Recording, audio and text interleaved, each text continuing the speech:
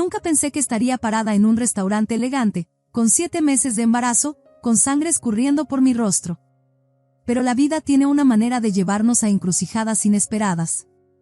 Antes de ser Amora Ibarra, futura madre con un matrimonio feliz y un hogar tranquilo, era solo Amora, hija de Beatriz y Eduardo Ibarra, hermana de Fernanda, y una constante decepción para una familia obsesionada con la imagen, el estatus y el control. Mi historia no es fácil de compartir. Las palabras todavía se me atoran en la garganta a veces. Pero el silencio ya no me sirve, y si lo que estoy a punto de contarte ayuda aunque sea a una persona a sentirse vista en su propia lucha, entonces cada recuerdo doloroso vale la pena revivirlo.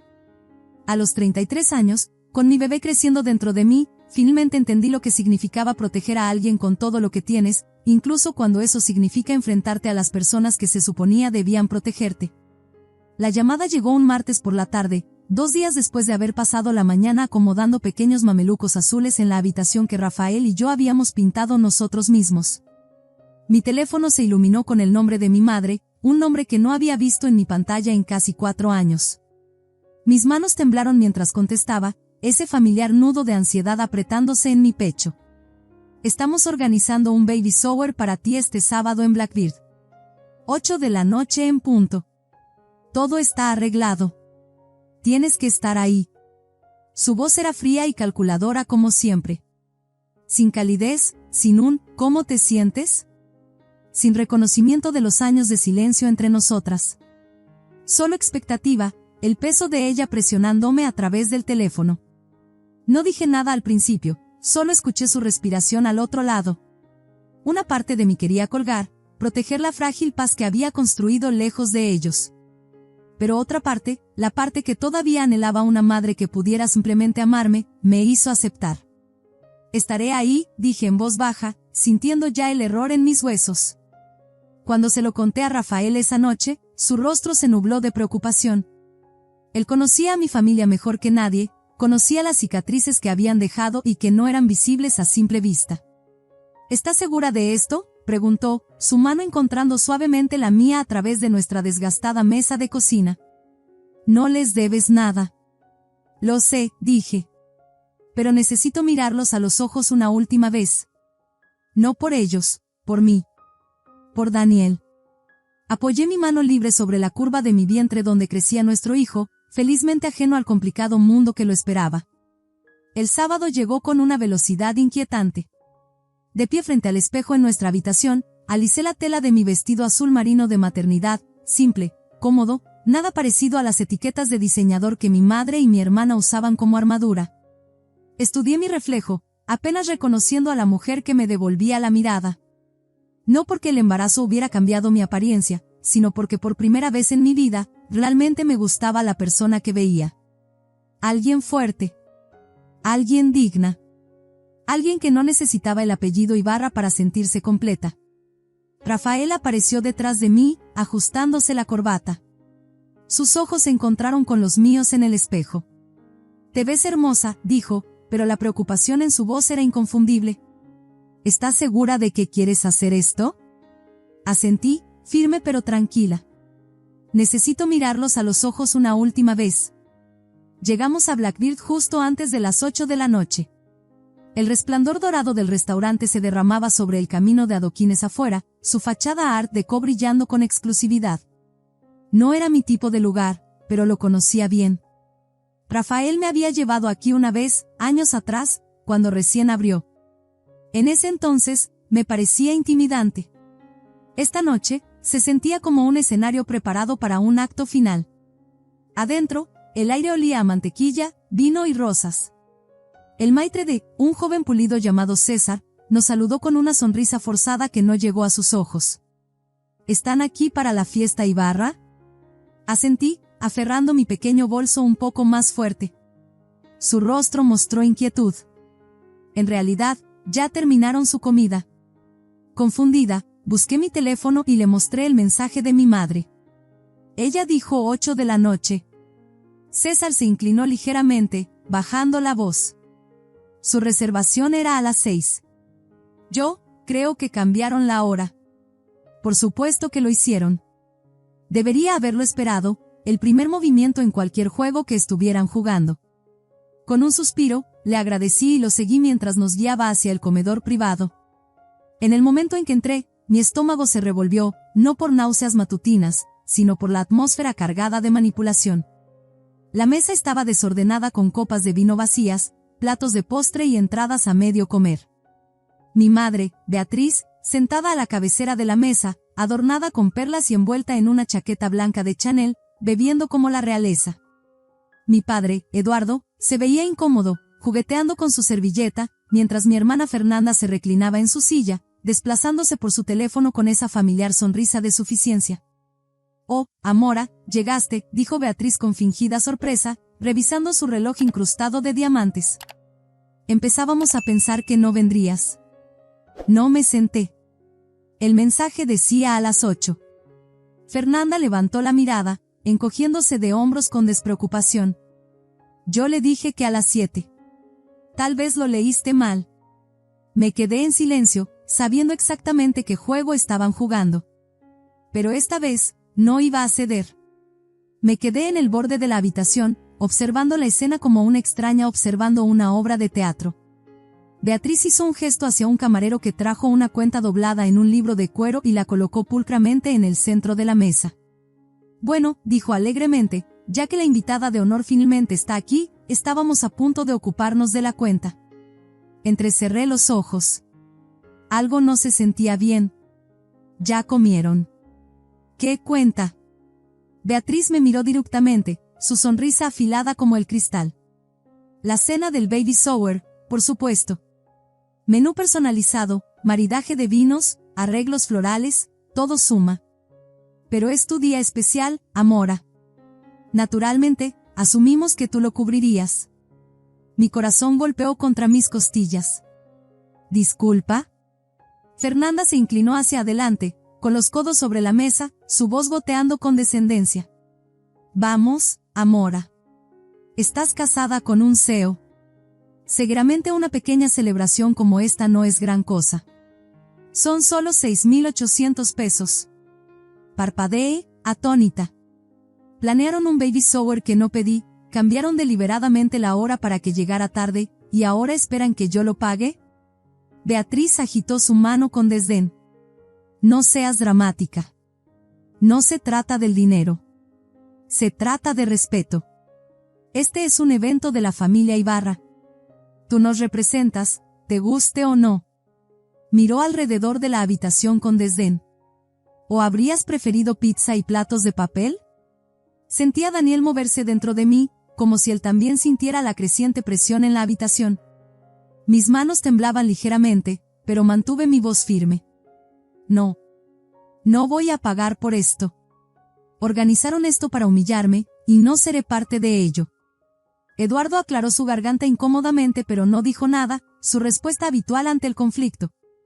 Fernanda se rió, un sonido rápido y despectivo. Por supuesto que no lo hará. Nunca asume la responsabilidad de nada. Me giré para irme. No les debo nada. Especialmente no 6,800 pesos. Beatriz se puso de pie, su voz volviéndose aguda. Niña ingrata. Nosotros construimos este apellido. Te dimos todo. ¿Y ahora nos escupes en la cara así? Me volví, mi voz más fuerte esta vez, firme. Ustedes no construyeron nada. Compraron apariencias. Ya terminé de fingir que les debo gratitud por su crueldad. Ese fue el momento en que su rostro cambió. La rabia enrojeció sus mejillas, y en un rápido movimiento, alcanzó el soporte del menú a su lado donde todavía se encontraba la gruesa tabla de madera. Antes de que pudiera reaccionar, la levantó con ambas manos y la estrelló contra mi cabeza. La habitación estalló en jadeos mientras la pesada madera se estrellaba contra mi cráneo.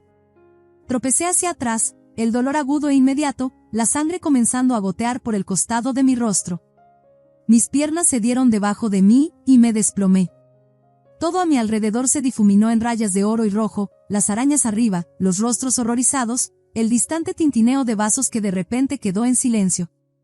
Era consciente del calor que goteaba por mi rostro, del peso de mi cuerpo hundiéndose en el frío suelo de mármol, y del jadeo que escapó de mis labios, no solo por el dolor, sino porque temía por la pequeña vida que crecía dentro de mí. Entonces escuché su voz. Amora. Los pasos de Rafael retumbaron a través del comedor. Cayó de rodillas a mi lado, el pánico grabado profundamente en su rostro.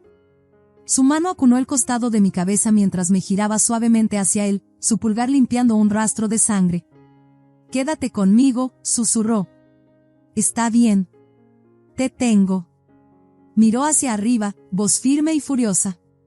«Llamen al 911. Está embarazada. Está sangrando». El personal del restaurante se puso en movimiento. César ya estaba marcando en su teléfono. Varios camareros alejaron a otros clientes mientras el aire se volvía denso con incredulidad y miedo. Beatriz se quedó congelada, la tabla de madera del menú todavía en sus manos temblorosas. Sus ojos se movían entre Rafael y yo, su boca entreabierta como si la realidad de lo que acababa de hacer apenas comenzaba a asentarse. Fernanda, por una vez, estaba sin palabras. Eduardo se sentó pálido e inmóvil, mirando fijamente la copa de vino frente a él como si pudiera darle respuestas. En cuestión de minutos, el chillido de las sirenas cortó el silencio de afuera. Luces rojas y azules destellaron a través de las paredes del restaurante mientras oficiales de policía y paramédicos entraban corriendo. Rafael se apartó suavemente mientras un médico se arrodillaba para examinarme, haciendo preguntas. ¿Estaba mareada? ¿Podía sentir al bebé moverse? ¿Podía hablar? Asentí débilmente, susurrando, mi cabeza y mi bebé. El médico me aseguró que revisarían todo, y colocaron cuidadosamente un collarín de soporte alrededor de mi cuello.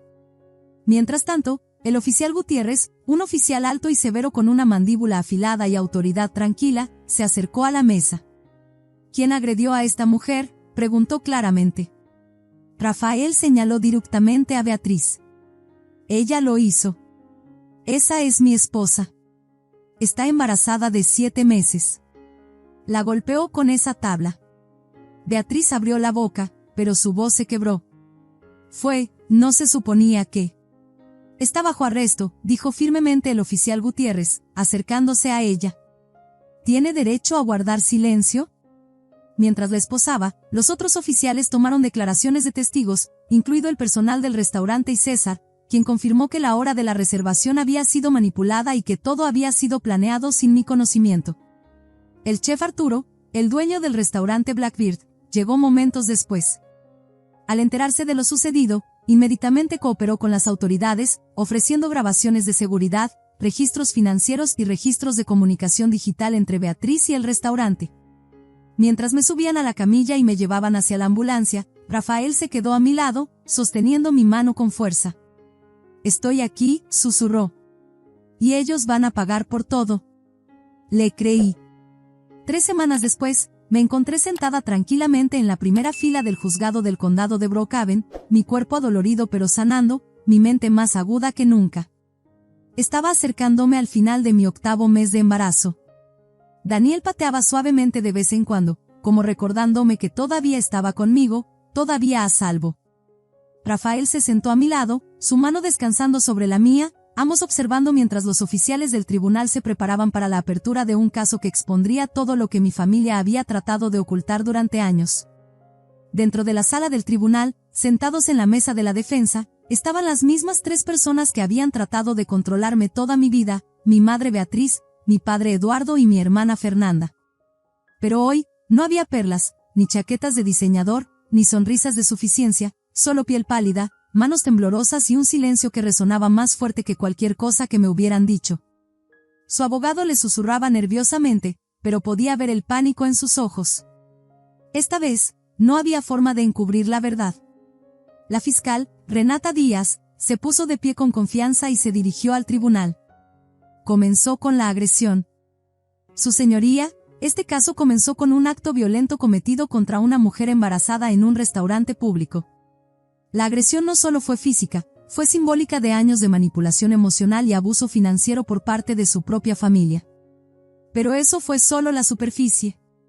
Renata luego presentó las grabaciones de seguridad del restaurante, mostrando claramente a Beatriz levantando y estrellando la tabla de madera del menú contra mi cabeza. Reprodujo clips de audio de la conversación antes del ataque, demostrando que la factura de 6.800 pesos era parte de una humillación planeada. Luego vino la segunda parte del caso, los delitos financieros. Renata presentó una cronología de años de fraude cometido por Eduardo a través del negocio inmobiliario de la familia Ibarra, facturas falsificadas, fondos malversados, deudas ocultas que se remontaban a 2010. El papel de Fernanda en todo esto quedó claro. Había cobrado un salario durante años sin trabajo real, presentado documentos falsos durante su divorcio y afirmado cifras de ventas falsas para mantener su imagen. Cuando Rafael subió al estrado, habló con claridad y con postura inquebrantable. Intentaron enterrar a mi esposa en vergüenza, en miedo, en deuda. Pero olvidaron quién es ella realmente. Y me subestimaron. Hizo una pausa, mirando directamente a mi familia. Yo soy el dueño de Blackbird. Y tenía cada registro, cada mensaje, cada ángulo de vigilancia guardado. Proporcionó hojas de cálculo, correos electrónicos y registros de llamadas. Testificó no solo sobre el ataque en el restaurante sino también sobre el comportamiento fraudulento que durante mucho tiempo había manchado el apellido Ibarra. La sala del tribunal quedó en silencio cuando Renata concluyó: lo que tenemos aquí no es un legado familiar. Lo que tenemos es un legado de fraude, abuso y manipulación. Y ahora, se debe hacer justicia. La defensa intentó presentarlo como un malentendido, las acciones de Beatriz como un momento de angustia emocional, las decisiones de Eduardo como desesperación financiera, la participación de Fernanda como mínima. Pero no importaba. La verdad era demasiado fuerte para ser ignorada. El juez tardó solo unos días en regresar con un veredicto. La sala del tribunal estaba llena de un silencio pesado cuando entró y tomó asiento. Me senté erguida, una mano en mi vientre, la otra entrelazada con la de Rafael. Mi corazón latía con fuerza, no por miedo, sino por el peso de este momento. Años de silencio, humillación y tormento emocional habían llevado a este único punto en el tiempo. No sabía cómo se sentiría la justicia, pero estaba lista para descubrirlo. El juez, un hombre compuesto y de voz clara en sus 60 años, ajustó sus gafas y leyó de los documentos frente a él. En el asunto de Beatriz Ibarra, Eduardo Ibarra y Fernanda Ibarra, este tribunal encuentra a los acusados culpables de múltiples cargos, incluidos agresión con objeto peligroso, fraude financiero, malversación y falsificación de documentos legales. Beatriz cerró los ojos. Los hombros de Fernanda se desplomaron. Eduardo exhaló temblorosamente, su rostro pálido como un fantasma. El juez continuó: Beatriz Ibarra es sentenciada a 5 años en prisión estatal por agresión agravada y cómplice de fraude financiero. Eduardo Ibarra es sentenciado a 6 años de prisión por malversación, fraude fiscal y falsificación de registros comerciales. Fernanda Ibarra es sentenciada a 4 años de prisión, con 1 año suspendido, por su papel en el fraude de documentos, reclamos de ingresos ilegales y participación en informes falsos. Hizo una pausa, luego miró directamente a la mesa de la defensa. Que esto sea un recordatorio de que la imagen social y el estatus no colocan a nadie por encima de la ley. El tribunal ordena la incautación inmediata de todos los activos restantes de la familia Ibarra. La propiedad será liquidada. Todas las ganancias fraudulentas deben ser devueltas. No hubo arrebatos, solo quietud y frías y extrañas realizaciones asentándose sobre mi antigua familia mientras los alguaciles se acercaban para escoltar a los 3 fuera. Beatriz se dio la vuelta, su voz se quebró a través del silencio. Amora, por favor. No tienes que hacer esto. Somos tu familia. Me levanté lentamente, mis piernas firmes a pesar del peso que llevaba, tanto físico como emocional.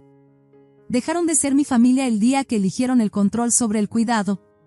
Estoy protegiendo a mi hijo. Esto nunca fue por venganza. Esto fue para terminar el ciclo. No dijo ni una palabra más. Los 3 fueron conducidos fuera en esposas, sus pasos pesados y derrotados.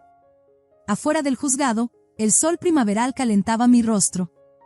Por primera vez en años, me sentí verdaderamente libre. Solo 4 días después de la sentencia, estaba en la cocina doblando una pequeña manta azul cuando sentí que me golpeaba la primera contracción. No fue repentina ni aguda, solo una presión lenta e intensa que me hizo pausar en medio del movimiento y agarrar el borde de la encimera. Había sentido contracciones de Braxton Hicks antes, pero esto era diferente. Esto era real.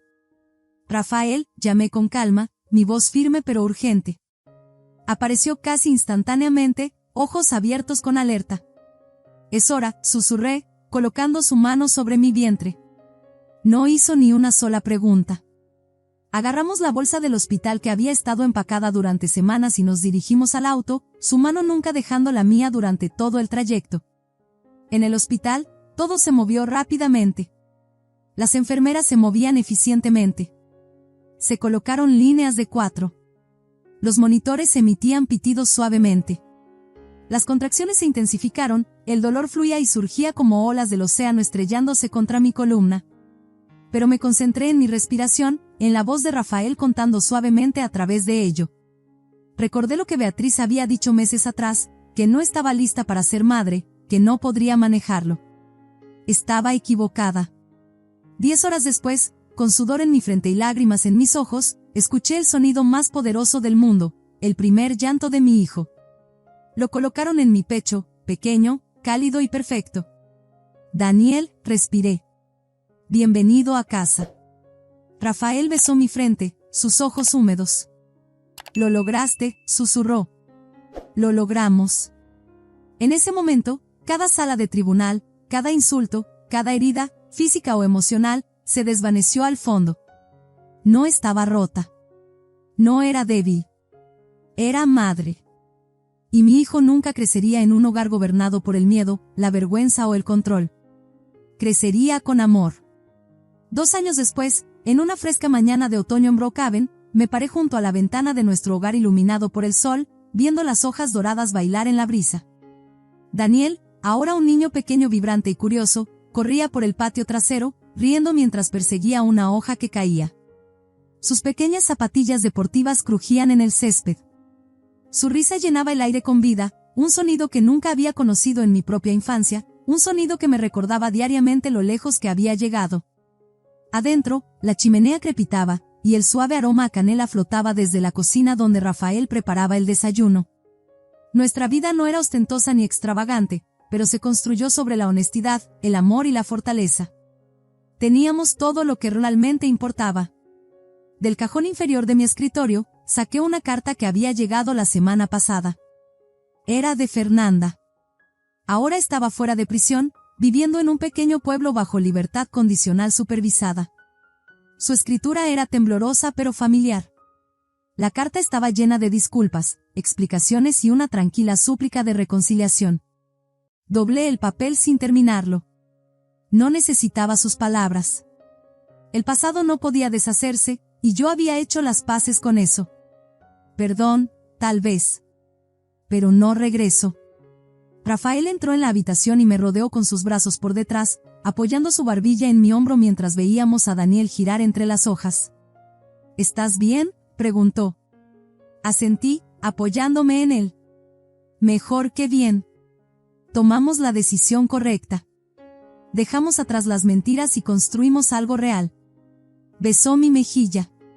Sin arrepentimientos. Sonreí. Ni uno. En algún lugar lejano, mi madre Beatriz seguía cumpliendo su condena. Mi padre Eduardo permanecía bajo custodia estatal. Y Fernanda estaba empezando de nuevo en sus propios términos. No les deseaba daño, pero ya no cargaba con sus cargas. Mientras Daniel corría hacia la ventana, sosteniendo un puñado de hojas con orgullo, abrí la puerta y salí al patio para encontrarme con él. Corrió a mis brazos, lleno de alegría, lleno de confianza, lleno de vida. Y por primera vez en mucho tiempo, me sentí completamente plena. Era finales de octubre, 2 años después del día en que mi mundo cambió. Las hojas en Brookhaven se habían vuelto doradas, y el aire contenía un frío silencioso que susurraba de finales. Acababa de regresar del parque con Daniel cuando llegó la carta, un sobresellado dirigido en una familiar caligrafía apretada que no había visto en mucho tiempo. Era del Centro Correccional del Estado de Illinois. Era de Beatriz. No la abrí de inmediato. La dejé sobre la mesa durante horas, sin tocar, mientras Daniel dormía la siesta y Rafael trabajaba en el estudio. Finalmente, cuando el crepúsculo se arrastraba por las ventanas, rompí el sello. Dentro había una breve carta. Sin excusas, sin explicaciones. Solo una petición. Quería verme. Una vez. Por favor, había escrito. Quiero hablar contigo como tu madre, si me lo permites. No respondí inmediatamente. Pero una semana después, Me encontré sentada en el asiento trasero de un vehículo de transporte con Rafael a mi lado, su mano descansando en mi muslo mientras nos acercábamos a los imponentes muros de piedra de la prisión. No estaba aquí por un cierre, no exactamente. Estaba aquí para asegurarme de que no quedara nada sin terminar, sin palabras persistentes o ilusiones. Dentro, la sala de visitas era estéril y silenciosa, un espacio gris pálido con sillas de plástico y vidrio reforzado. Beatriz ya estaba sentada cuando entré. Se veía mayor, más delgada. La elegancia que una vez usó como armadura había desaparecido. Su cabello estaba veteado de gris, su piel pálida, labios secos. Pero sus ojos seguían siendo penetrantes. Mora, dijo, su voz quebrándose ligeramente. ¿Viniste? Asentí y me senté frente a ella. Vine porque necesitaba escucharlo. Lo que sea que creas que necesitas decir. Ella miró hacia abajo por un momento, doblando sus manos. He tenido tiempo para pensar. Mucho. Y ahora sé que fui cruel, no solo una vez, sino durante años. Te castigué por ser diferente. Dejé que el orgullo viniera antes que el amor. No respondí. Necesitaba que ella lo dijera todo. Me dije a mí misma que estaba protegiendo la imagen de nuestra familia. Pero lo que realmente estaba haciendo era esconder mis propios miedos, mi fracaso como madre. No merecías las cosas que dije o lo que hice en el restaurante. Odio que eso sea lo que recordarás. Me incliné hacia adelante lentamente. No es todo lo que recuerdo. También recuerdo cada vez que me miraste como si fuera una mancha. Cada vez que me hiciste sentir que el amor tenía que ser ganado por obediencia. Las lágrimas brotaron en sus ojos. Lo siento. Tomé un respiro profundo. No vine aquí para darte perdón, Beatriz. Vine aquí para hacer las paces con la verdad. Y la verdad es que te sobreviví. Construí una vida sin tu aprobación. Crié a un niño sin tu juicio cerniéndose sobre mí. Y ya no estoy enojada. Simplemente no te necesito en mi vida. Sus labios temblaron. ¿Estás sano? ¿Tu hijo? Es perfecto, dije, poniéndome de pie. Y nunca conocerá este lugar o la mujer que solía ser. Mientras me giraba para irme, ella gritó, ¿me odias? Hice una pausa en la puerta pero no me di la vuelta. No. Simplemente seguí adelante. Y con eso, salí, sintiéndome más ligera de lo que había estado en años. En el estacionamiento, Rafael estaba esperando junto al auto. Deslicé mi mano en la suya, y juntos condujimos a casa hacia la vida que habíamos construido a partir de honestidad, amor y resiliencia. El pasado ya no me seguía. Se quedó donde pertenecía, tras las rejas. Si esta historia resonó contigo, dale un me gusta para que otros también puedan encontrarla. La vida a veces nos obliga a tomar decisiones imposibles entre la obligación familiar y la autopreservación. Recuerda que crear límites no es egoísta, a veces es lo más amoroso que puedes hacer por ti mismo y por las personas que realmente merecen un lugar en tu vida. También no olvides comentar y suscribirte para más historias sobre los giros y vueltas inesperados de la vida.